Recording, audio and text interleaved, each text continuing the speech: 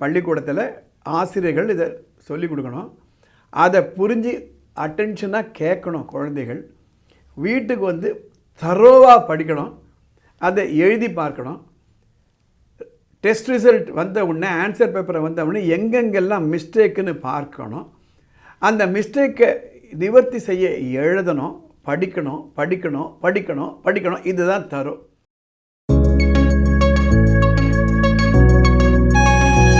நண்பார்ந்தவர்களே, December முடிஞ்சு போச்சு, ஜனவரி வந்தாச்சு. அடுத்த 3 மாதத்துலேருந்து 5 மாதம் ரொம்ப பிஸியாக இருப்பாங்க. 12th முடித்த உடனே குழந்தைகள் வந்து ஐஐடி ப்ரிப்பேர் பண்ணலாமா, இல்லை நீட் ப்ரிப்பேர் பண்ணலாமா, இல்லை சிஏ ஃபவுண்டேஷன் போகலாமா, எல்லாத்துக்கும் என்ட்ரன்ஸ் எக்ஸாம் உண்டு.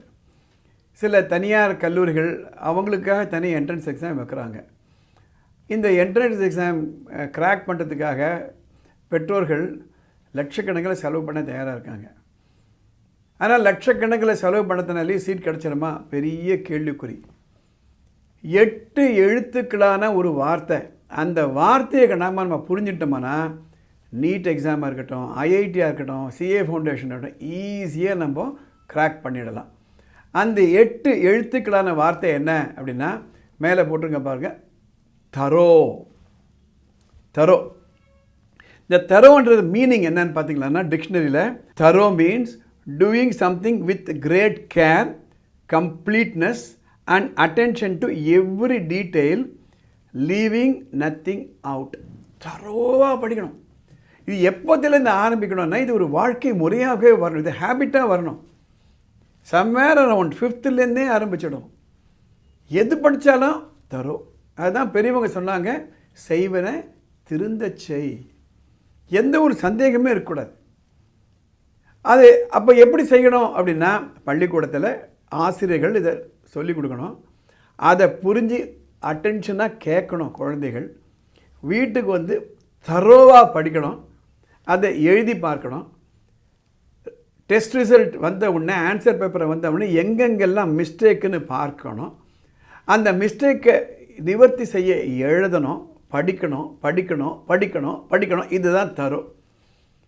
ஒரு டெஸ்ட் கிரிக்கெட்டுக்கு விளையாடுறவங்க எவ்வளோ தரவாக ப்ராக்டிஸ் பண்ணுறாங்க, ஒரு செஸ் விளையாடுறவங்க எவ்வளோ தரவாக ப்ராக்டிஸ் பண்ணுறாங்க. அந்த தரோனஸ் வரணும். Thoroughness is a state of mind, it's a habit. அதை நம்ம சின்ன வயசுலேருந்தே பசங்களுக்கு சொல்லிக் கொடுக்கணும். நாமெல்லாம் நினைக்கிற மாதிரி ஒரு நாளைக்கு 10 மணி நேரம் 12 மணி நேரம் படிக்கணும்னு அவசியம் இல்லைங்க. படிக்கிற நேரத்தில் தரோவாக படிக்கிறாங்களா, தரோவாக புரிஞ்சுக்கிறாங்களா, மிஸ்டேக் இல்லாமல் எழுதுகிறாங்களா. அண்மையில் ஒரு பதிவு போட்டிருந்தேன், நவோதியா பள்ளிக்கூடங்களில் படிக்கக்கூடிய மாணவர்கள் 100 ஸ்டூடெண்ட்ஸு நீட் எக்ஸாம் எழுதினாங்களான்னா 87 ஸ்டூடெண்ட்ஸ் பாஸ் பண்ணிடுறாங்க. இந்த நவோதியா பள்ளிக்கூடங்களில் பார்த்தீங்களன்னா கிட்டத்தட்ட 75% of the children belong to rural areas. நம்ம என்ன சொல்கிறோம், நகர்ப்புறங்கள் இருக்கக்கூடிய மாணவர்களுக்கு கோச்சிங் சென்டர் இருக்குது, கிராமங்களில் இல்லை, எனவே இது அநீதின்னு நம்ம சொல்கிறோம். நவோதியா ஸ்கூலு ஒரு எக்ஸலண்ட் எக்ஸாம்பிள்.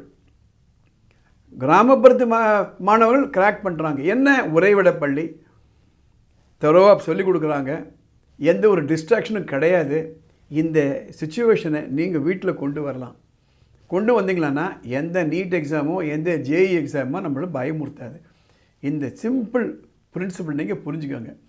படிப்பு சம்மந்தப்பட்ட ஏதாவது உங்களுக்கு குழப்பங்கள் இருந்ததுன்னா மேலே ஒரு வாட்ஸ்அப் நம்பர் போகுது, அந்த நம்பருக்கு ஒரு மெசேஜ் அனுப்புங்க.